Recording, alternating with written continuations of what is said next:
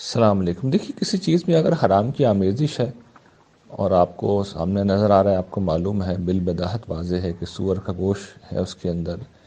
یا شراب ہے، تو وہ تو آپ کے لیے جائز نہیں ہے کھانا پینا۔ باقی جو چیزیں خور و نوش کے لحاظ سے حلال ہوں، البتہ آپ کو یہ علم میں ہے کہ ایک شخص نے ناجائز ذرائع سے ان کو لیا ہے، خریدا ہے، تو اس سے آپ کو ظاہر ہے کہ یہ طبعاً ایک کراہیت ہوتی ہے، انسان اس کو ناپسند کرتا ہے۔ لیکن یہ کہ وہ چیزیں اصلاً اپنی ذات میں آپ کے لیے حرام نہیں ہو جاتی،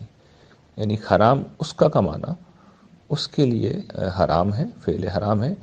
اس کے لیے اس کے پہلو سے کھانا حرام نہیں ہوگا کہ وہ چیزیں ناجائز ہیں، اس کی کمائی حرام ہے۔ یعنی خور و نوش جو چیز ہے اس میں تو صرف یہی دیکھا جاتا ہے کہ اس میں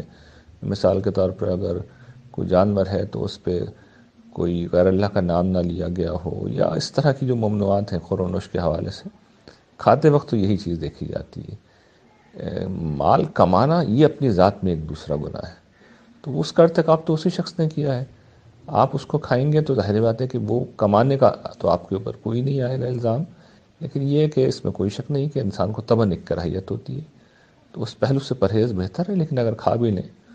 تو وہ آپ کے لیے حرام نہیں ہوگا۔